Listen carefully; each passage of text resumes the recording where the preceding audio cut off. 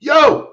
All right, all right, all right. What's going on, guys? What's going on? This is the second installment of The Pulse with myself, Derek Smith, and my main man, Ryan Turner, over Let's here. do it.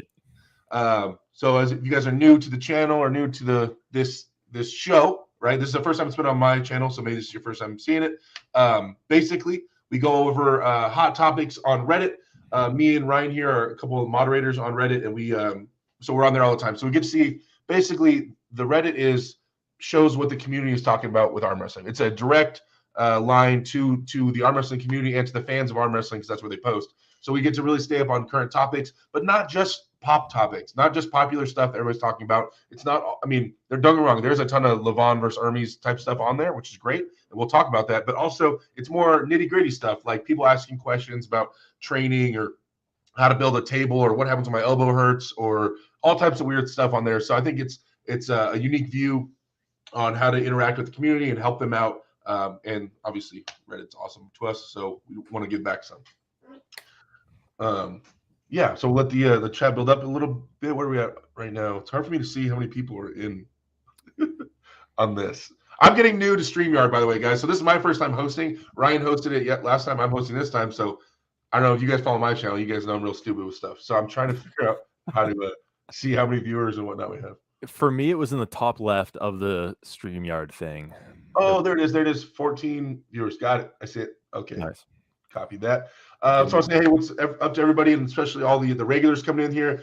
Carolyn, Subdog, School, Ladyboy, Mike McIntyre, Texas Piranha, Richard Jennings. Thank you guys for coming in and supporting this. Next week, we're gonna probably have our first guest. That's the plan right now. We don't know who. We're tossing around some crazy ideas. I definitely want it to be somebody that is gonna be like, oh my God, they got him. Like, yeah, right. So that's what we're trying to think of. Someone that's gonna be an awesome show that people want to. If it's the same guys all the time, it gets stagnant. Same guys you see in every channel. So we want to get someone that's going to catch you guys off guard. So hopefully we can do it. Suggestions welcome. We have a few ideas, but let us know. Yeah, I mean, we can always get Devin. He's so lame. Oh, that guy. That won't help views, dude. Forget that. All right, so we're gonna start. These are the topics from the week.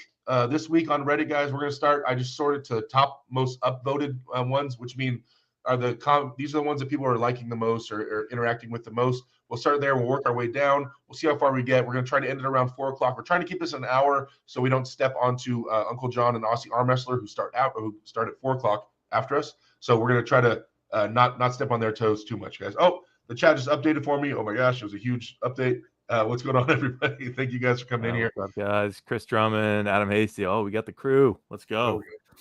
All right, guys. So on top, actually, this is a post from me. I love this dude. All over Reddit, people have been asking about height comparisons. I don't know why everybody's so obsessed with everybody's height, like Brian Shaw's height, Vitali's height, and Tobias and Morzov. Everybody wants to know their height. So I had pictures with a lot of the guys, and so I posted a bunch of the photos of me standing next to them. So you kind of use me as a measuring stick and then kind of see where everybody else is at.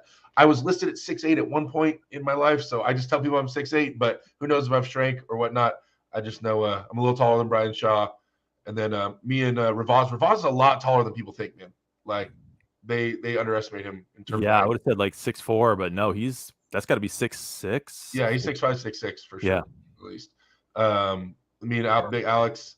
Dude, you're the only dude who can make Alex look like that. Jesus Christ, man. That's just ridiculous. This one I'm bent over a little bit, but Hermes is probably I'll guess 6'2" or so, something like that. Hermes, he's not small. He just I'm really big, so there's that. So Coach Ray is obviously 6'4". After this picture, he photoshopped it. It made me look real small. It made himself. I saw that they switched the heads. That's so funny. That's so funny. Michael Todd. I would say Mike's like 6'1", 6'2", something like that. He says 6'3", but who's counting? Yeah, I game inches. These are all some really tall guys actually, because Ryan Espy is pretty tall. Matt Mass, but you can see Ryan and Matt aren't far off.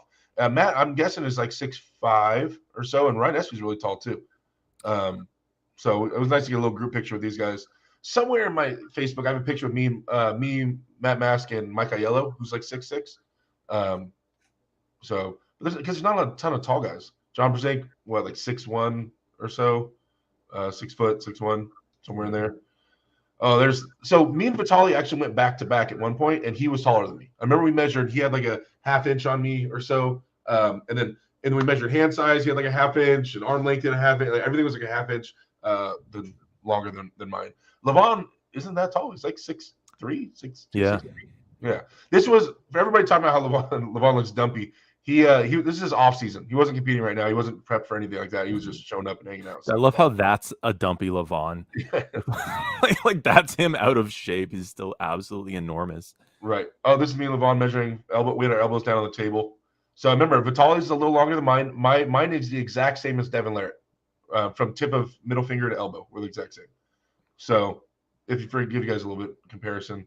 Do you have the number for that measurement? Just out of curiosity. People measured it at practice. I can't remember, man, because it's not that important of a number to me. Yeah. It's just more important to everybody else. I haven't written it down or anything. I need to. Oh, fair enough. And then me and Vitali. See, like I said, Vitali's arm was a little longer than mine. Asshole. Larry's like 6'2" or so, taller guy. I mean, none of these guys are small. There's Devin, Eric Spoto, who's maybe wider than he is tall. Yeah. I mean, geez, dude. And this picture isn't even the best picture of his forearms. There's other ones in the same little. We took like 10 photos. The other ones are wild. Like he looks like a freaking mutant. I mean, he looks like a mutant right here, but the other pictures get even crazier. Yeah. So bicep to match too. Right. And then I can't even pronounce it. How do you want to say his last name? Kirill. It's very like Eastern European. Sarah. Yeah. I'm not gonna do it because this is forever on the internet. So he was at one point the bench press world champion. I know he's messing around with arm wrestling now. He does a lot of social media content. Yeah. I don't know if he's competing in anything as of right now, but yeah, at one point he had the bench press world record, I think. It looks like he's taking arm wrestling pretty seriously though. I see him in a lot of footage. But he's tall, man. He's like he's almost tall as me or taller than me. We're close. So, and then then me and Frankenstein. All right. I just thought it was funny because like in that suit, or is that a statue of some type? No, it was a guy in a suit, but like they have him on those high shoes and stuff like that. I'm like laughing because he's not even that big of a guy underneath that. Like they should have me inside with those shoes on. There you go, man. If this arm wrestling thing doesn't work out, dude, Frankenstein Derek, make it happen. Exactly. So after that, we scroll down here. Matt Mass showing how to counter a flop press. I don't know if I agree, guys. So. Actually, Ryan, what do you think? What are your thoughts on this before I get into it? Yeah, let's watch it from the top here. So I've talked to Jerry a few times, and when he's winning, he says he likes to try different things. You know, kind of like how you'll see John Brzenk do it. Mm.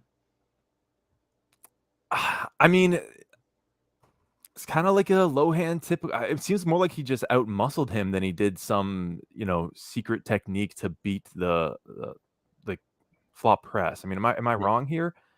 It looks like Jerry couldn't get, because those pads are bigger, right? So he has that extra 2 inches in the back to pull Jerry away from his shoulder, which is how you counter a flop press, right? Get them outside their shoulder, and then pull to the side. So I think it was a combination of, Matt Mask is super explosive. He drags straight to the back, right? His elbow is right on the edge of the pad there. Jerry's not behind his arm at all. And so he doesn't really get to use that side pressure. On top of that, look at Jerry's palm. He's palm up. It is really hard to go sideways when your palm is up. I do some flop pressing, and I want to be here. When you get me there, it puts unbelievable strain on the connective tissue in your elbow. So, yeah, I guess in a sense he did counter it, but I don't think that's anything that people at that level don't know. Gotcha. Yeah, I've been, in general, I think the key to of dealing with a presser of any sort, and even more specifically a flop presser, is that it's just getting their forearm, this lever, outside their shoulder before they get their shoulder behind it. So if you have more of a direct connection to this part of your forearm, if you go do an inside move and I connect my wrist to your wrist rather than rolling out, had Jerry been able to set that wedge and get his shoulder enough behind it, then Matt would have just been doing the whole cranking thing, which I think a lot of that match, if I remember correctly, ended up playing out that way, right? Matt would take his hand, he couldn't hold him over time, and then he'd get opened up. I just think it's more efficient if you can steer Jerry outside his shoulder like the way Devin did or the way Travis did to Jerry at some point. I think that's a more efficient way where there's not a lot of answers on Jerry's side if you're able to get him outside his shoulder and move his forearm that way, right, from chopping below. Because he doesn't care if he loses his hand, right? So going high is, I don't think, in terms of how to counter the flat press. I wouldn't use this as the optimal strategy, in my opinion. Yeah. Right? No, I think that's fair. Yeah. So scrolling down, what do we have here? We have Levon and Arif says looking familiar. So this is supposed to be Hermes, like a recreation of Hermes and Levon. Kind of that's why people are talking about it. Levon rolling out, keeping his elbow out on the back right of the pad, just trying to rotate, and then Arif being able to hold him on the bicep without his wrist. It is similar. Hermes' wrist was even more gone, I think, than Arif's in this one. But I mean, that could have ended up panning out the same way with Hermes and Levon, in my opinion. But who knows? To me, Levon's brachialis wasn't really opening. It was the inner elbow was stopping from going sideways, but I didn't see his arm angle opening up like that much at all. Yeah. So I think Levon would have fouled out before he got pinned by Hermes personally, but who knows? What do you think? Yeah, I mean, the first thing to note is that is a different Levon, so trying to draw comparisons there. Any weaknesses in Levon's game here, he's had, I mean, I don't know exactly the date here, but a long time to plug. So also this looks like a tournament format. It might be WAF or Euro Arm or something, but so I think more so with Hermes, it was the fatigue factor than it was just, a straight up stop like we're seeing here, but maybe Levon was fatigued here as well, but I wouldn't read too much into that. But hey, maybe that's the weakness of Levon. Just get the stop, which is a tall order, transition to a flop. But it's interesting. I just wouldn't read too much into this because it was so long ago. Right. Same with the Sabin match. People like to reference that, but dude, people change a lot in that amount of time, especially in arm wrestling and especially with Levon. So I would just be careful. Arif is amazing. People, because he's not, having matches with Levon right now, Arif is ridiculous. If you watch his other matches and how explosive he is, how dangerous he is on the table, I think he's very underrated arm wrestler.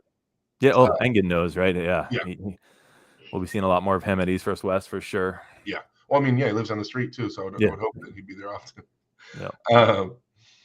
Moving on down here, we got for those titles by Mr. DWU says, for those who think that Dennis is getting close to his peak muscular size, no, not really. I mean, the dude looked like him. I mean, he still looks like a mutant, but geez, like, look at these biceps. Yeah. Crazy. Did he have the ultimate build for arm wrestling? Is there a better build? I mean, you could argue like a Vitali with just like ridiculous, like even Vitali, like you showed, his elbow to fingertip is longer than yours. Yeah. Well, it depends, right? I mean, if you want to be, a hooker or a top roller, there's a different ideal build. But I mean, Dennis makes it work, man, with the hand to match. Yeah, and the bicep. At this point, I believe he had the strict curl world record in biceps. So I mean, like, I don't know. I just think it's funny not funny, but when people ask sometimes, do biceps have anything to do with arm wrestling? Well, I don't know if it's a coincidence that Dennis was the world record holder in strict curl. Levon curls 200-pound dumbbell, all this stuff. I don't know if it's a coincidence. But what about Devin Larry? He doesn't curl. Okay. There's like 3 people you can list that at our top level that don't curl. Well, Devin did. Remember his old hook training videos? Yeah, exactly. Also, before we move on off this, does Dennis still technically have the world record? I saw the video where it was broken, but the bar was different, significantly different. You know how they have those like easy curl bars? Yeah. I don't know the rules of competitive curling, but do you have any insight on that? Like, does Dennis still have the record with that bar, or is it just, I don't know how it works. I think there's an easy curl bar, there's a flat bar, an easy curl bar, and a super curl bar where it's wildly spun up. But I think Dennis's was with an easy curl. It looked a lot stricter, but I don't know if it was what's his name from Texas, the big guy. I believe he took it. Oh my gosh, brain fart. Big guy from Texas. the oh my gosh, chat. You guys know I suck at things. Leroy Walker. Leroy Walker, is that it? Damn it. I believe anyway. He's arm wrestling now. He's been doing tournaments, but I believe I think he took it. I think he took the world record for strict curl, but it looks a lot different. Devin was way out more on. Leroy Walker. Okay, Devin was way out, Dennis. Sorry, Devin. Dennis was way out more on his bicep. It seemed like Leroy had his arms a lot more out here because of the handles of the curl bar. So it looks a little different. And I believe I heard Dennis wasn't respecting it and said, it's not the same thing. Like, it's way different, yada, yada, yada. But I remember seeing a clip or something of him saying something like that. I don't know if his opinion has changed. But I don't know. I mean, the strict curl thing is, it's a little rough, I guess. Yeah. No, I get it. It's interesting. I was watching a quick anecdote, watching a video last night of a world titled "The World Record That Will Never Be Broken," and it was a javelin throw at the Olympics from like 1984.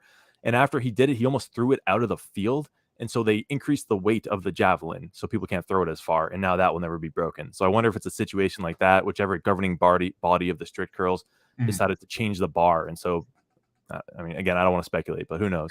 Things like that happen.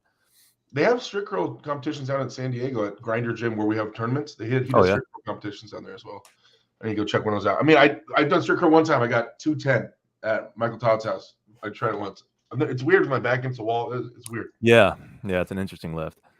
Next one is Ingen confirms East vs. West 8, July 22nd, Levon versus Morozov. What do you think about this matchup? I mean, we're approaching. We're probably there where we're kind of just throwing bodies at Levon. Morozov. I mean, the logic from Engen is Morozov is trending up, right? He has a ton of genetic gifts. He's shown a ton of potential. He belongs in that elite level. He belongs in the conversation, and he's got some time. And so Engen believes, come game day, he's going to have a real shot. People doubted Hermes would have a shot, right? People thought that was a waste of time. We all saw what happened. So. I don't hate it. I mean, I just want to see Levon on the table more. So I'm never going to be like, oh, don't screw that. They shouldn't have a match. Give him a shot, right? Give Morozov his chance. I don't hate it. It seemed like we were trending towards whoever won between Jerry and Hermes was going to get it. So I feel a little bad for Jerry being pushed back again there. But it looks like there's issues now with that match being pushed to East versus West 8 as well. So I don't hate it. I'll certainly be tuned in. It surprised me. I wasn't expecting this. If you asked me to make my list, I don't know that Morozov would have been in top 3 necessarily. But I mean, because Prudnik swept him, right? Prudnik swept him 3-0 not long ago, and but the dude's a freak, and there is a chance. Right. What do you think? I mean, Morozov's up and coming. I mean, after he lost to Prudnik, he won a huge upset by beating me. That was he was a massive underdog for that match, and he won that somehow. I'm being sarcastic, Ryan. Like, obviously, I was the underdog. Oh, no, sorry. Say that again. I was reading the super chat. I'm not used to this. So he, I don't know, he's been up and coming, and he's been getting better and better, and he's young, and he's getting bigger and bigger and bigger. And so I know he's known about this match for a little while. They just hadn't announced it. And so he's been just gaining mass and mass and mass. And so I think he's in the threes, getting up into the heavier 300s. And his bicep was able to stop Dave Chafee and been able to stop other people. So I think that in times, Levon has shown if someone can have enough wrist to get him into a deep hook, he's shown that he can fall apart in there if you can get him in there. And Morozov is very adept at being able to get people into a hook. He was able to get Ravaz into a hook, which is no easy task. He's a hardcore top roller. So I think that I don't think it's as one-sided as people think. Obviously, Levon's a heavy favorite. But I'm thinking that if Morozov can isolate Levon's bicep and really make it a bicep fight, I think Morozov's in it. I mean, in that match, if he can get there. Now, can he get there? I don't know. We'll see. But I mean, and also he's getting so much bigger right now, so it's gonna be a different looking Morozov than the last one we saw, which was already freakishly scary strong. Yeah, right? I think it's like 140 kilograms now, which is like 300 something, just crazy numbers, man. So yeah, I'm excited to see it. I just don't think it's as one-sided as people immediately think when they hear the names. It could. There's some spots where I think it could be interesting, but then again, Levon's probably pissed off about his last performance, and he might come in with some extra anger and take extra anger, but less mass, right? He said he's going to drop like 15 kilos, so which is, I think, the right call. Right. Well, for guys like his size, and I'm 350, and I'll lose a 10-pound swings like a day and a half for just not drinking water. Like it's nothing. So I mean, 30 pounds on Levon, he can melt that off real quick. Yeah. From the chat for a second, we did have a super chat from Carolyn Looms, one of my favorite people in the world. Carolyn, thank you so much. It reads, Ryan, who are your favorite women arm wrestlers? P.S. Angie Rose would be a great guest. Love to hear her gym lifts. Ron and Angie, king and queen. Yeah. So Number one is my girlfriend, Jacqueline. So Good answer. let's get that out of the way. I don't want to be in the doghouse tonight. I like sleeping on a bed, not the dirt. Right. So Jacqueline's number one. I was a fan of the sport first, and I thought Gabby was just the tops. Seeing her do those rope climbs at the gym, which I can't even do those things.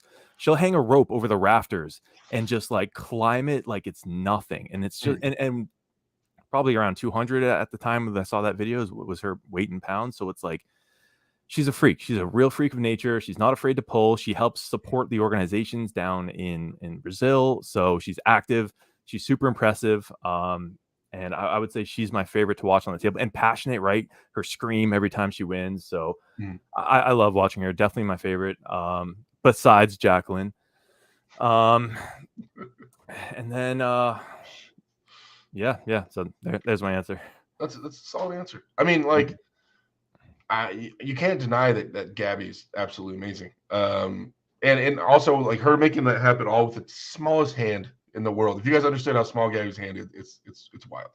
Yeah. So her making it happen with that is super impressive. But with her, she had a gymnast background. So I swear I've been telling people forever that the most impressive background to get into arm wrestling for me is when someone tells me they're a gymnast, like they get into arm wrestling, they do really well in my experience.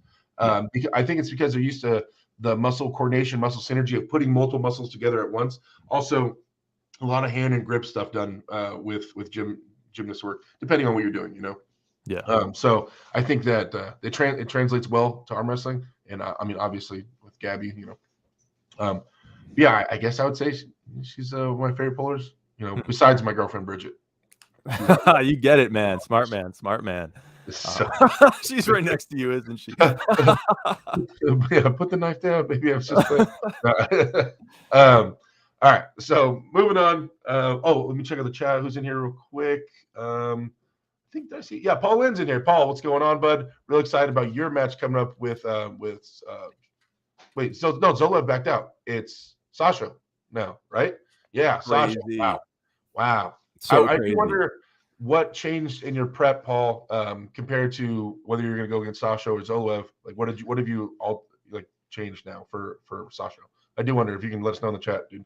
So I'll say hi to everybody. DF in here, Adam, Hasty, King Hoddle, Jonasy, Derek coming to Winter Blast. Yes, I'll be at Winter Blast this weekend. I have a super match with Austin Jaggers on Saturday, right and left-handed, which I don't know why we're doing left-handed, but we are. 1.4 gigahertz Mac. What's up? Cody Whitehead, Carolyn, Veritas, Zulua, Arm Wrestling for Nerds. What's going on? Moderators in here, can you guys please plug other people's channels that are in here? That's how I like to roll. Paul Lynn has a channel, Devin's Forums channel. These are all just off the top of my head. Looks like Arm Wrestling for Nerds looks like a channel. Please plug all their channels into the chat, you guys. Always down to help other people grow, for sure. I mean, that's part of the game, right? Okay, so moving down the list. Posted by Killer Fight Gear.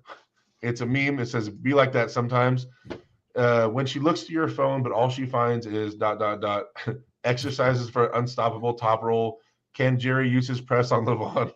Make your wife enjoy arm wrestling videos. And how to teach your dog to arm wrestle. I mean, a couple of those might be in my search history. I'm not gonna lie. Yeah. Yeah, I'm lucky. I have a Great Dane here, and he's a great training partner. Oh, is he? Yeah. Dude, I've done that. When I was at my parents' house, they have German Shepherds. I used to let them grab the rope, and I would coil it up and have it hit my pronation. They should be jerking on. Dude, it's like honestly not bad. It's really dynamic. Oh yeah, for sure.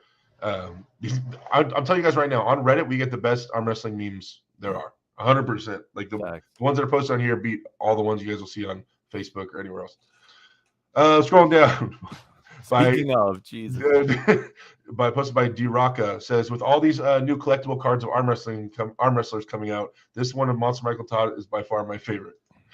And it's a picture of a stage 2 Monster 69.0 HP 69.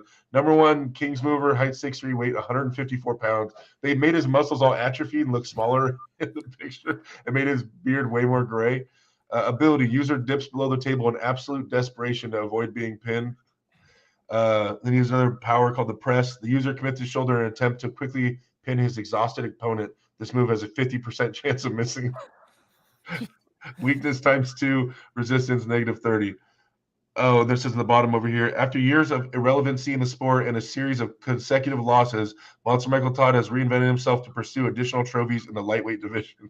Oh, there's lore. Okay. Yeah, there's lore with it. So, hey, Mike, this isn't me. This is just Reddit, bro. I didn't post this. Yeah, hold on. I'm just the messenger here. Just the messenger. Scrolling down. Posted by Gamma Swapper. Back to 600-pound shoulder drag. Nom saying says it's a picture of it's Steve Rogers from the last Avengers movie. Says Monster Michael Todd, when his doctor tells him to let his arm recover for at least 2 days after the surgery, it says, "No, I don't think it will," or "I don't think I will." Yeah, he just had that surgery, and he's probably going to start going ham right away, knowing Mike.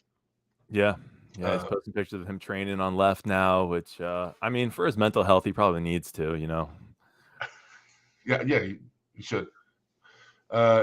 Posted by APY4 that guy. It says if Hermes won the match versus Levon, and it's 2 orangutans, and one says wear hammer. Like, do you think Hermes wanted the hammer? If he would have beat Levon, he would have been asking for it.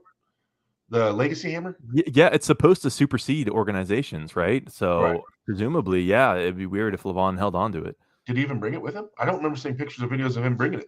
Chat, did Levon bring the hammer to the match? Does anybody know? Let us know. Let us know in the chat. Posted by Marino 51589. It says Hermes versus Levon. Hermes' elbow stopping Levon. For real though. Like, for real. Like, Hermes was that form was going back there. He was giving all of it to get hit those breaks. I mean, that's the biggest stage against the biggest opponent. I'm sure he was ready to. If you're going to get injured, I guess that's the time to do it. So he really gave it all, and it worked for him. So, although he did say he was a bit injured afterwards, didn't he? Did he say that? I haven't watched a lot of Levon interviews since then. Yeah, it's obviously the language barrier makes it a little harder to follow. But I thought his elbow wasn't feeling great, and that's one of the reasons why the match has been moved. But don't quote me on that. There's a lot of rumors after the events. Who knows? Right. True. Going down, posted by ShotX333. Ron Bath about Levon versus Hermes says, Ron posted, "Why should we have to? What's the point? He was up 4-0, so to please the minions, he should jeopardize his health. Bill called for medics, I believe. Just my opinion, but I would have done the same." He's referring to Levon backing, saying he was done after being up 4-0 and backing out of the match. So people have been real mad about this, saying that Levon was ducking, he was 100% running, it was all fake, that he wasn't really tired or hurt or whatever. He was just kind of trying to get out of the match. What do you think, man? Yeah, okay. I can tirade about this, so just hit the mute button on me if I go off too much. So the analogy I like to use: imagine the Lakers in the NBA are playing the Warriors, right? 2 basketball teams. Fourth quarter ends, the game's over. Lakers won by 30 points, right? A blowout. Imagine making both teams come back out for a 5th quarter where no matter what the Warriors do, even if they end up with more points at the end, they still lose the game. And then, in that quarter, one of them sprains their ankles and can no longer compete. Everyone would be like, why did we do that? The Lakers won after 4 quarters. Why make them come out for another meaningless quarter? Right. And that's kind of how I feel about this whole requiring 6 round situation. It invites injury. It's the data isn't even going to be that valuable, because after say Levon wins 4-0, after that, I mean, why would either athlete go as hard as they can and risk injury? There's no extra benefit for it, so the data isn't going to be very good. They might try new things. I mean, Levon's a bad example because he said he'll never lose a round. That's what I'm saying. That's not a great example. But take any other match. They're going to be trying new techniques and things, which is interesting. But that's what after pulling is for, in my opinion. I don't love this whole match is over, but you still have to get on the table. And it's also like going back to that Lakers versus Warriors example. After you lose, maybe this meant a lot to you, and you kind of don't want to go up there and get dunked on even further and get just beat even harder. It's just extremely demoralizing. It's weird for the winner to have to go out there and beat the guy you've already beaten even more. So I would like us to see a switch to just best of 7, first to 4 takes it. Maybe if you want to do like an immediate after pull round, that's completely meaningless if both people agree. Like, so it's like best of 7 plus 1, where it's like, all right, maybe we see a top roller do a hook or something like that. But Yeah. that's my take. I get for the fans, they want to see more action, but I think there's got to be a better way to do this. I just think like that it needs to. It wouldn't happen with other. It wouldn't be as big of a deal for other people, but only because of Levon, because he said that he'll never lose a round. That's why Levon has to keep fighting. That's why people are going to keep going after him. I mean, that's what's bringing all the pressure on Levon. But yeah, I agree that it should normally just end at best of 4. But I understand with him making a claim like that, and people are going to be like, yeah, oh no, we're doing all 6. We're doing all 6. Yeah, you're gonna arm wrestle me till we're both dead. Yeah, whether you want or not, they're all gonna want that. So everybody wants to be the first one to pin Levon in a real match. We had a super chat from Silky Wilkie, $20 super chat. Thank you so much, bro. Thank you for supporting the channel. Says Derek, get your gigantic behemoth ass over to East versus West, man, and crack some Europeans. I need to see you crank some elbows, brother. You are the future. Much support. Best. Yes, first to 4 is the best. Play around in the after poll. Thank you, Silky. I'm heading over there not to arm wrestle. I'm going over there to commentate this time, but I promise you, I will be back. I will be back on competing at that stage for sure. Engen hasn't lost faith in me. He's still inviting me to matches and things like that. I just need to make sure that I'm ready. I'm a bit of a head case, so after I got my butt kicked last time I was over there, I need to kind of reset and rebuild some confidence and get my swag going again, which is what I'm working on now, right? So we're gonna have this match on Saturday. Hopefully, have a match or 2 after that, and then try to get back on the international stage, assuming everything goes well. That's the plan for me. But I appreciate the support, man. Thank you. Speaking of East versus West, just throw it out there. Do you know I joined the team, helping to create content? Yeah, wait. I saw you posted. I was going to ask you about that. So what is? Yeah. So some of my videos are going to be posted on the East versus West channel, doing some more breakdowns, more analysis, some more news stuff. So, which is crazy, man. East versus West is the future. I'm so excited. I hope people appreciate how lucky we are, because I know back when we had contracts preventing East versus West from crossing paths, that was brutal. And then we had the lockdowns and there was like no arm wrestling. So we are living in an unbelievable age of arm wrestling right now. And we just need to appreciate that. So yeah, part of the team now, man. And hopefully one day I will see you there. Although I will see you this weekend. This Winter Blast. Yeah, dude, it is, and I brought that up, I think, on the Fix last weekend or the weekend before, where I was saying like how lucky of a time we are. If you guys, for those of you guys who weren't around back in the day, like when UAL and WL and PAL, they were all around, like it was just contracts. Everybody was signing every athlete to a contract. They wouldn't let them arm wrestle each other. So then the fans and like the community has to miss out on everything due to some leagues wanting to have exclusive rights to an athlete, and they would always say, this is the future. This is how it's going to be in the future. And maybe. But for right now, we're living the dream life with everybody being able to arm wrestle everybody. So I'm definitely enjoying it as much as we can. Yeah, knock on wood, man. All right, scrolling down, moving forward. Post by Catalyst366 says thoughts, and it's the poster of Devin Larratt versus Gennady Fikvinia. This is my dream match. This is the match I've been talking about for years. Whenever asked about who would like to see Devin arm wrestle, I always say Gennady Fikvinia. Only because Gennady's so versatile, he's so explosive, he's so exciting to watch in general. And Devin, especially older Devin, when he was. But I feel like Devin's been showing a little more versatility lately. Either way, in terms of being going into the hook a little earlier in the rounds and stuff like that. So I've been liking that about Devin lately. But because they were both so versatile and smart and experienced, that I really want to see them arm wrestle. And so I think the fans win on this no matter what the score is. I don't think either one of them are conceding or quitting. And there's no way it's not an awesome match. There's just no way. Even the score doesn't reflect it, there's no way this isn't an exciting match. Yeah. What do you think? Yeah, no, you nailed it, man. This was, and it's great to see Devin going up in weight again. That he's not just like totally done with the supers, because after Levon, but he got down to the heavyweights. But he's been so dominant there that I love the fact that he's looking up again, looking for bigger, strong opponents. So I'm going to be glued to the screen. As for who takes it, God, man, it is so hard to tell with Devin because he has so many options, and how people are going to deal with that King's move is another question. Although Gennady put on a clinic on how to deal with the King's move, right? So, oh man, flip a coin, man. If you want a prediction, that's my take on this. But yeah, we should see this match maybe go everywhere. I can see Devin getting inside, rolling out to a King's move, a la Todd Hutchings, his match against Todd. But then I can see Gennady doing what he did against Michael, climbing like crazy to then press down that King's move. I think we're going to be all over the table. and both athletes are fireworks in terms of entertainment value. There's going to be so much drama. I can't wait. I can't envision most of the people. I mean, to be honest, especially one round into the match, Devin's pretty much mentally dominating most people by then. Most people are quiet. If they had a little bit of fight before, it's gone by then, and they're kind of just tired. They're realizing how hard this is going to be. They're trying to think of ways to solve this, and Devin is just getting louder and louder and louder. I can't see Gennady just backing down. I can't see Gennady just cowering into the corner and just letting Devin just run his mouth and not going at him with everything he has as many times as he can. So it's going to be awesome. There's no way it's not awesome. Yep. Great match. Couple super chats popped in. Carolyn Looms with another $5 super chat. Thank you so much, Carolyn. You're awesome. Says, Derek, any chance of a midweek train camp with Dave Chafee or other top strongest pullers in North America? Hashtag Winter Blast, hashtag Menthol Madness. I mean, what do you mean by a midweek training camp? Like, are you talking about like, while I'm out in Pennsylvania trying to have a training session with Dave Chafee?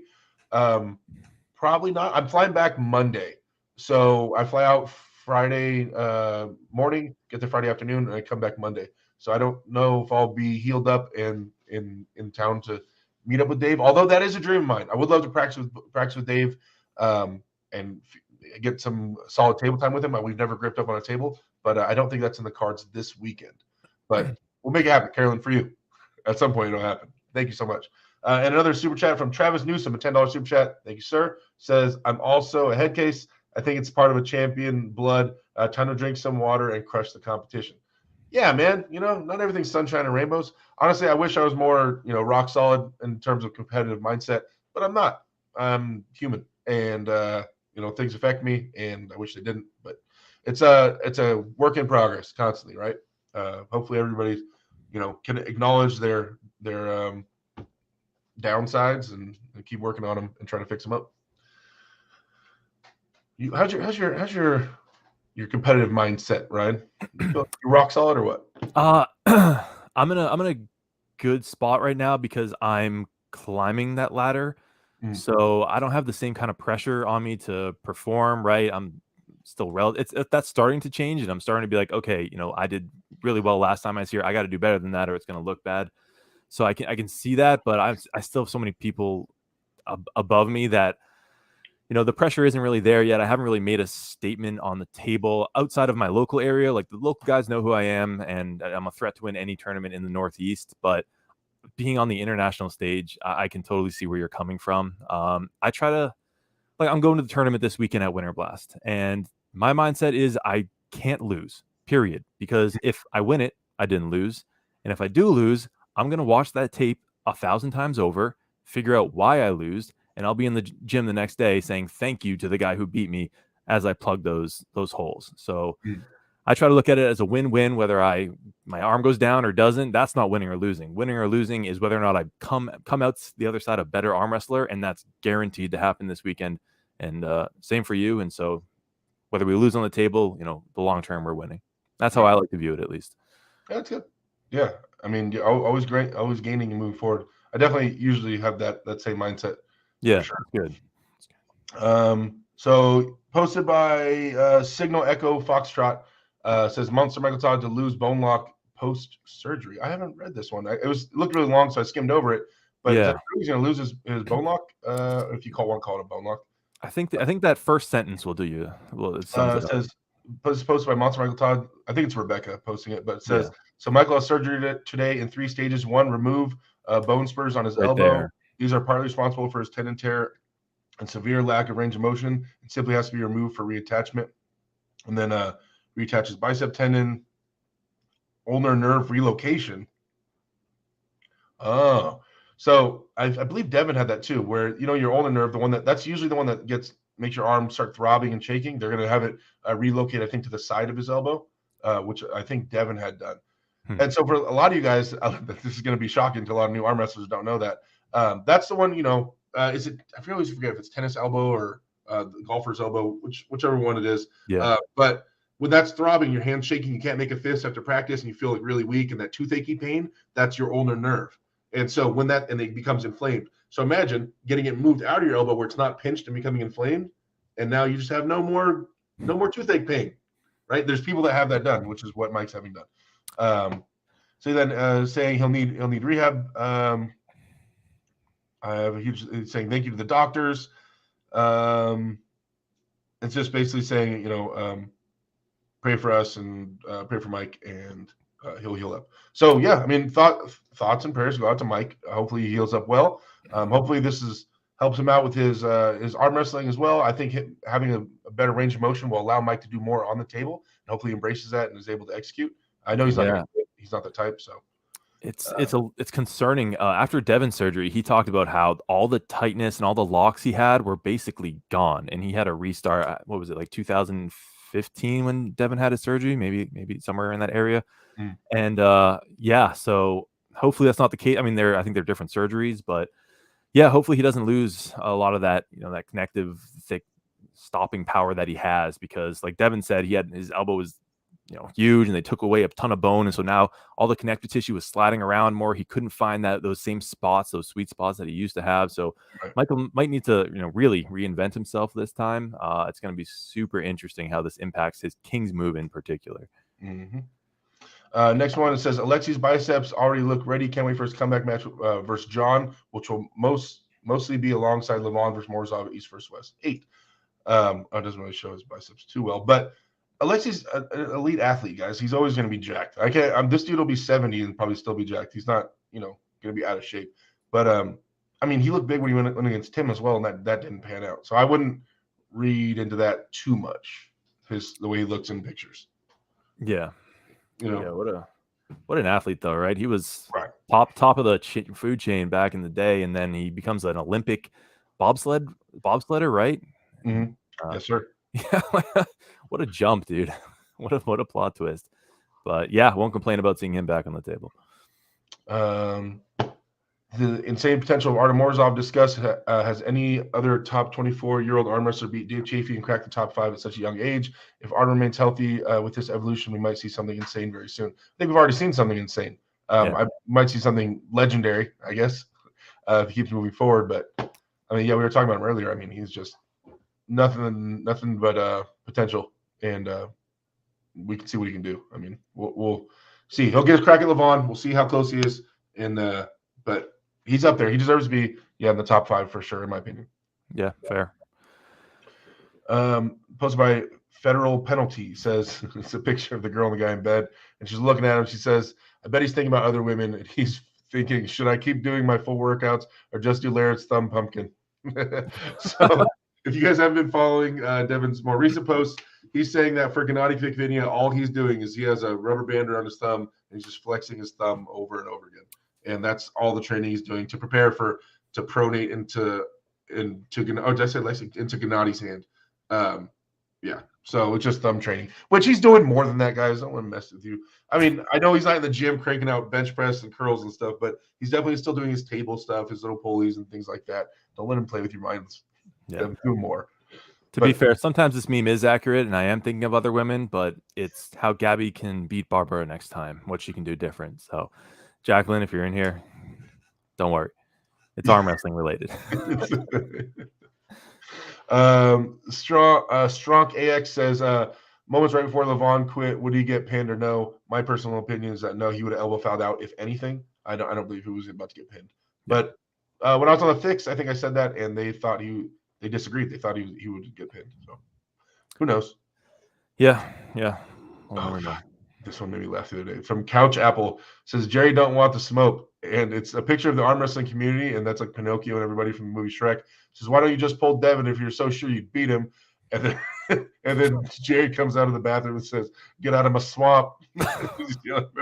His head's on fire. He's so angry. Yeah. It's a good thing Jerry has a sense of humor, man, because the poor dude. Okay, going down. Number 1 left hand in the world. Here we go. Michael Todd. So is Mike just doubling down on his left arm work for now? I mean, knowing Mike, I could have called that. The dude is a personal trainer, been personally training everybody for years. He has a gym in his garage. He works out all the time. Like it's him and Rebecca, it's ingrained in them. Like it's just part of their life. They're working out 24/7. So the right arm's time to get that left arm work. I guarantee you that's how quick of a switch it was in Mike's head. All right, we'll get that left arm ready then. Yeah, Like, he's still chasing that 100 trophy challenge, so he's gonna keep going, but left hand only now. So hey, he might still be able to do it. His left arm's not weak by any means. yeah. Posted by Jabba Dabba Do. I love that you're saying every name. This is great. Devin. Just I don't know what we're looking at here. Okay. Yep, that's him. That's versus That's him. now. It's a gallery. So go to the next one. Oh, okay.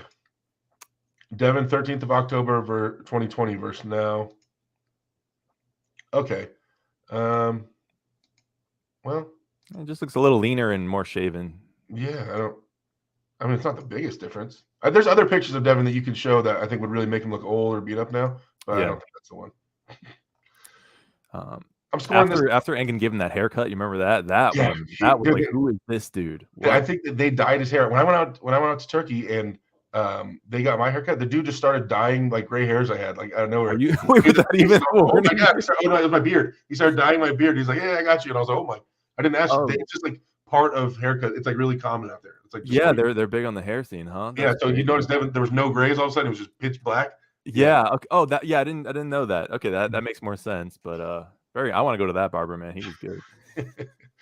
Posted by Dangerous Plenty says Vitali's huge 3-0 for Vitali for me against Tobias Sprung. Obviously, I mean, I think you have to say Vitali's the favorite, but Tobias is up and coming. That guy, and he's fast and explosive. Yeah.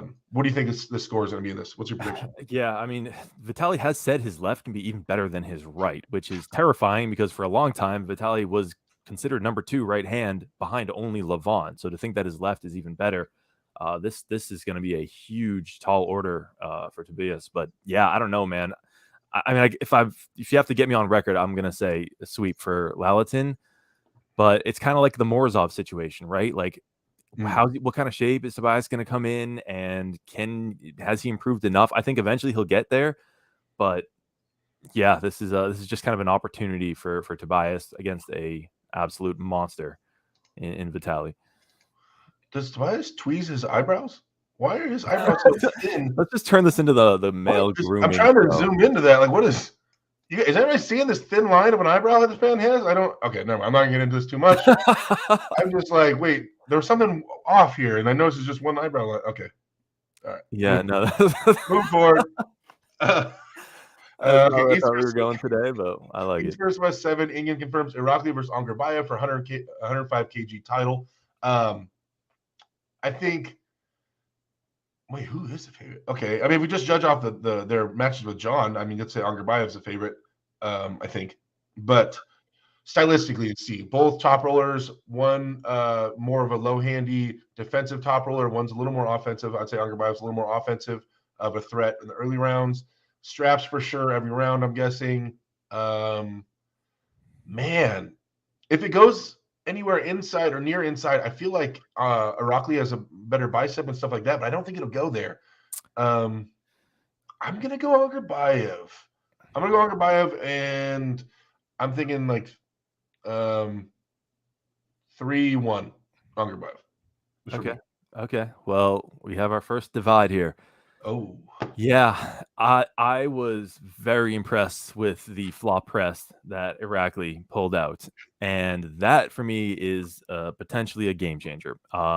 Because we have the Levon comparison, and yeah, Angarbayev definitely did better, so I can see Irakli losing his hand again, but he's got that press in his back pocket, and like you said, we've seen Angarbayev vulnerable to inside moves, right? Sasho beat him, I mean, a few years back, but I mean, it's also Sasho. So I think, I just think that Irakli has that more options in a sense. Not that Angarbayev isn't super versatile, but I can see it going flop press and Angarbayev having trouble and getting pinned. So I think 3-2 Irakli. He'll win the later rounds. But remember that flop press only means something if he can go faster than Angarbayev and get that shoulder behind it. Yeah, that's fair. Angarbayev's faster than John. So. All right, going down, posted by Nefarious. He's asking me basically about these height pictures, and this is what encouraged me to make that other post that we showed you guys, the first one with all my photos in it. So we don't need to talk about this anymore. Update on Todd injury. So this, I mean, he's already had the surgery, so we don't need to talk about this anymore. We already talked about the surgery. Oh, is this it? We caught all the way up for 1 week's worth of posts? Ryan, I told you I could do it. Yeah. So these there are some here. I'll let me read this last one here real quick. It says posted by the one from Asai. Hermes live about his match against Levon and more. It was in English and Italian. Oh man, should we read all this? What do you think? Well, I have some. If you're looking for more here in the private chat on StreamYard, I'll share some more links. That definitely stops way above. I guess it just doesn't add ones that are below 60 because I just shared you a link in StreamYard. If you go to the private chat, like there's the comments tab, and then there's the chat between us. Gotcha. Like that was 6 days ago, and it's a. Wait, you guys seen that? So if you're back in the StreamYard tab, and in the top right for me, you can choose either look at the comments or the private chat. Yeah, I got it over here. I brought it over. I dragged it onto my. Right, this is the one you sent me. Yeah, so that was 6 days ago, and it only has like 2 upvotes, so I don't think it makes it into that top list. Gotcha. But if we want to address that, I think it'd be interesting to hear your thoughts. Okay. This is posted by Agus Marvel 96. It's a technique question. How to use elbow movement in arm wrestling? It says, hello everyone. I was thinking about this. Do you know the purpose of using elbow movement in arm wrestling, and how can we apply it? Okay. Well, to me, elbow movement, sliding your elbow around the pad. So say this is right arm wrestling for me. Sliding your elbow from the right side to the left side. This is adduction of your humerus bone. Your humerus bone is this one, right? So we're bringing this bone inside our body. So the muscles using this would be your pec major and your pec minor. A lot of chest muscles in general are going to be what would apply to moving your shoulder or your elbow in. Now, the side pressure to me is 2 aspects. Side pressure is your ability to slide your elbow across the pad and your ability to do internal rotation. That's what makes side pressure to me. Some people have different definitions. That's mine, right? So it's one aspect of side pressure, so that's important to note. Also, by sliding your elbow across the pad, that's how you help get your opponent outside their shoulder. You get their arm to go outside their shoulder line.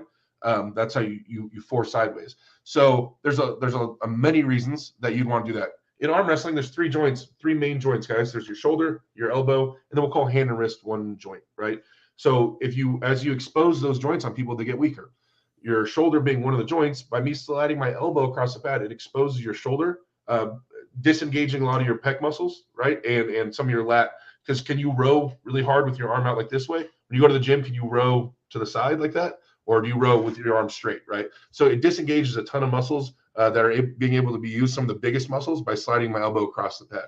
But there's downsides to it. By sliding my elbow across the pad, I'm also going to be putting maximum pressure on my elbow. As I go sideways, my forearm will start going more and more vertical, which will put more pressure on my inner elbow, which is what tires out and where it can get exposed or torn or popped.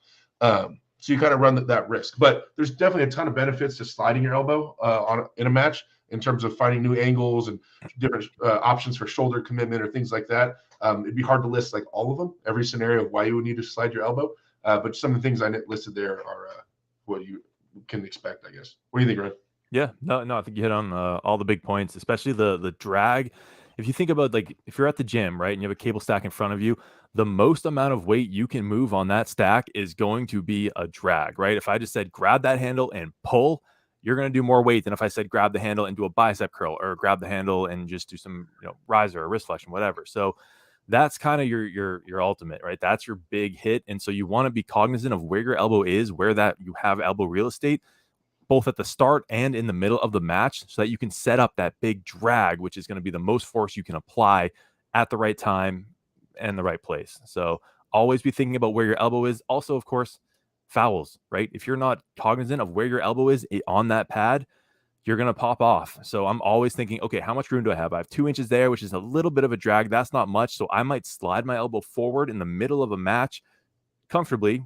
And then when I'm ready, pull back, which will bring my opponent's hand further away from them, which makes them weaker, me stronger, and can give me the pin. So always be using that elbow pad real estate. It's very much overlooked. Mm-hmm. We got what, 5 minutes left? All right, let's try to get a couple more of these types of questions in here. Yeah, I added another in private chat, but if you find one, go for it. Yeah, I just went back to the regular channel and yeah, started that's all of it. It says, do we have posted by ROA 312 says, do we have a consensus on whether deadlifts and squats are beneficial for arm wrestling. He says, I noticed Ryan Bowen's new program includes deadlifts and squats. I think that when it comes to hypertrophy training, it's generally accepted that these are some of the best movements. However, are these movements also beneficial for arm wrestlers that don't necessarily want to increase weight? It seems like there would be very little carryover to table strength with a downside of significant CNS fatigue. Is there a Reddit consensus on this? Ooh, you go first. All right. So yeah, a couple things. I do a lot of compound movements that you might not think are necessarily directly translatable to arm wrestling. Cleans, right, which involves a deadlift motion to start it. Part of that is for CNS training, right? Getting your central nervous system the capacity to just fire on all cylinders, right? Those are extremely demanding movements where all your muscles are going to be engaged, and you want to get your body accustomed to that. And especially, I highly recommend first safely learning cleans and adding them, because those teach you how to fire quickly, right? Because in a clean, it's not like a traditional lift where you're slow and steady. You're firing fast, and you need that at the start of a match. So there is a lot of value to compound lifts. It also helps you learn how to kind of speak with and talk with all your muscles at the same time. And then, yeah, there's going to be some translation. You have to hold the bar. So it's going to train, obviously, your finger flexion. It's going to train lats, core, and it's really a dynamic movement. Because if you think of arm wrestling, that is a compound movement. You'd be hard pressed to find a single muscle in your body during an arm wrestling match that isn't engaged in some way or another. So you want to train in the gym like you're going to be doing on the table. And I think these big compound lifts, while not absolutely essential, definitely don't hurt, and I think can be beneficial in a lot of ways. Derek? I agree. Okay. This is how it is. There's my thoughts on it, and then there's realistically what do I actually implement. I don't do deadlifts. I've been trying to implement squats, like 3 to 4 sets of 10 at 135 pounds for a while, front squats. I've been trying to do that to work my lower back a little bit. Now I understand how and why these could help, right? I get it with the CNS, with your back lowering your lower back, with releasing testosterone, with the bigger leg muscles, with all the things that could be conducive to helping with arm wrestling. It's just, to me, it's especially when I'm full bore training, I am on point, then like I have a list of priorities, right? And this is kind of where I think where it starts getting a little more into specialization, specifically for arm wrestling, is that like if I only have, X amount of days, say I'm lifting 6 days of the week and practicing the other day, squats and deadlifts aren't going to be more beneficial to me, in my opinion, than doing curls or doing bench press or doing shoulders or doing another day of wrist flexion and when I do those, I'm doing heavy. I am taxing my CNS. I'm doing heavy lifting on those big muscles, but upper body. Now, do I understand the benefits of doing them? Yes. Just on the list of priorities, they're so far down there that it's just like trying to find a way to incorporate them when I can. At this level of specialization, I guess is what I'm saying. You know what I mean? Yeah.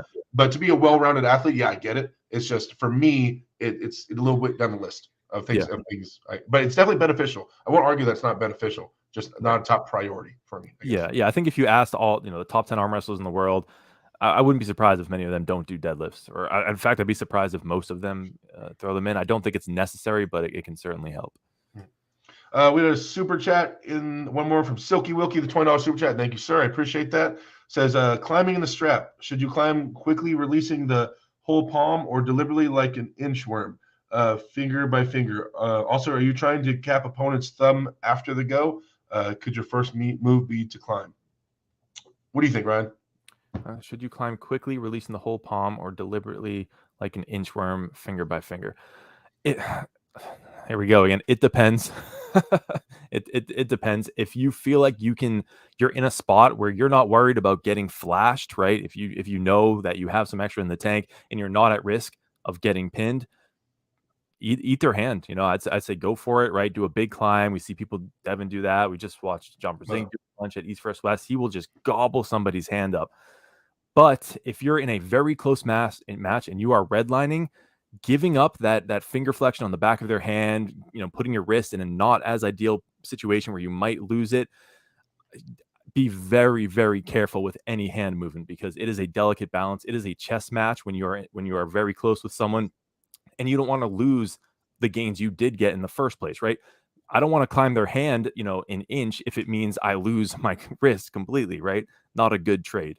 So yeah, if you feel like you have the advantage, but you just can't quite pin them, they're just very sticky on the defensive side of the table. Yeah, gobble their hand up, take a big bite out of it. That's fine. But if it's close, be very careful with the climbs, in my opinion. But what are your thoughts, Derek? So re-gripping inside the strap. So one, you got to think the strap is holding on for you, right? So your grip, while there are situations and stuff like that where I can tell you why grip would be very beneficial to have a superior grip in the straps, in terms of re-gripping and climbing, though, if you're doing a move like that, I mean, you shouldn't be worrying about like so obsessive on having your hand closed. Something. Say you're posting, right? And you want to climb. If you're climbing, you're in a situation where you're probably trying to go outside or some kind of high type of move. So why are you focusing so much on finger coverage and so afraid to move it? Like I'll either be having no grip or a light grip. If I'm the one pulling back as hard as I can on this strap and driving up, then my fingers are moving as fast as I can get them up there. So I don't think you need to slowly do it. Now, if you're talking about within a match. If you're talking about doing before a match in the setup, then I guess it's a little bit different. You know what I mean? But so you don't want to get in foul trouble, or if you're in ref grip and things like that. So the regripping will be a little different. But yeah, in terms of in a match, man, if I'm doing outside and I'm trying to climb, then yeah, I'm regripping as fast as I can. It's a race. Those regrips a lot of times are a race to the regrip, especially the other guy's an outside puller as well. Who the first one to cap their thumb or get over the other guy is at a significant advantage. So definitely feel out the pressure and stuff like that. But you don't want to be chase, don't make race. You don't want to be in second place with the regrips. You want to be in first place, the first guy making that move, in my opinion, especially in the straps, right? So because not a lot of stuff you can do, right? If you're in the straps and the guy regrips before you, gets way above you, it's not like you can slip out or anything like that. I mean, there's not a lot of options. If you get screwed in that situation, you're kind of really screwed. You know what I mean? Yeah. No, I'm saying. No, I'm saying, man. Yeah, no, great answer. So we're at an hour. I don't know if we have time for one more, but because I do have a question I want your thoughts on, but if we have to push it to next week, that's fine too. What is it? We'll get one more. What is it? Okay. We don't have to open it. It's in the private chat, but basically someone posted a video of them doing table curls, right? Bicep curls with their elbow on the elbow pad of an arm wrestling table. There you go. So I've heard a lot of back and forth discussion on this, whether you should do them like this or on a preacher bench at the gym, or strict curls, just free forming it. And should you do full range? I mean, we can go deep on this. Should you do full range of motion? Should you do short range of motion? Thoughts? I listen in terms of table curls, which is what they usually used to call these. I just listened to our forefathers with this one. Right when I got into the sport, everybody said don't do these.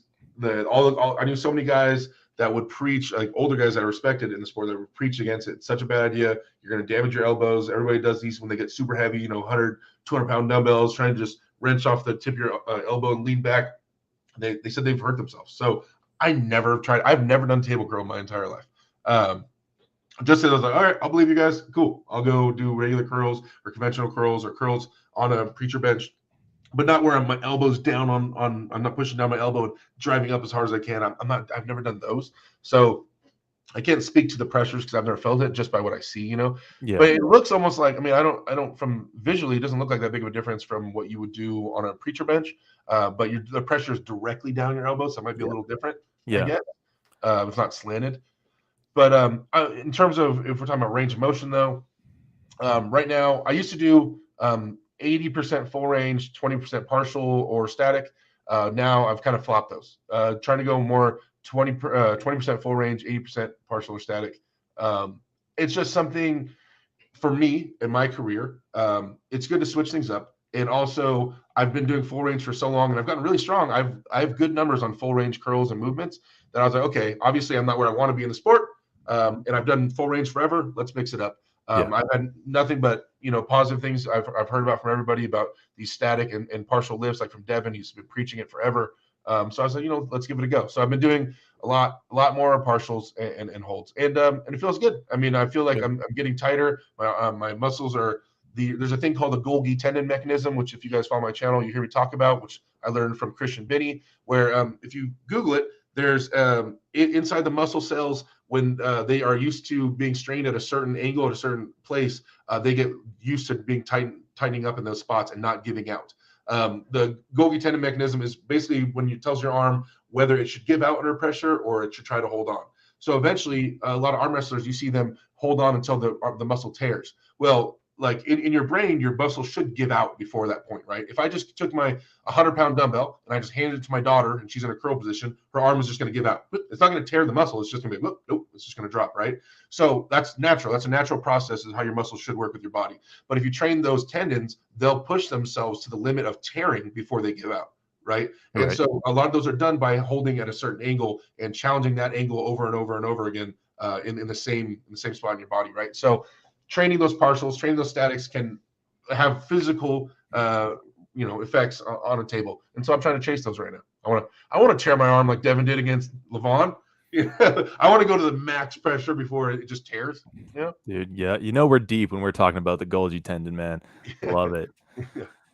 Sweet. Yeah. And I don't do these either, because when you're at the top of the range of motion there, all that pressure is going down into the table, right? There's almost nothing on your elbow flexors. And then obviously it's a gradient as you get a little bit lower. So that's strange to me. I'd rather just plot my elbow all the way over a preacher bench so that I'm my elbow flexors are responsible for all the force, all the time. But again, it's one of those things. I don't think it'll hurt necessarily, but your time might be more valuable elsewhere. I agree.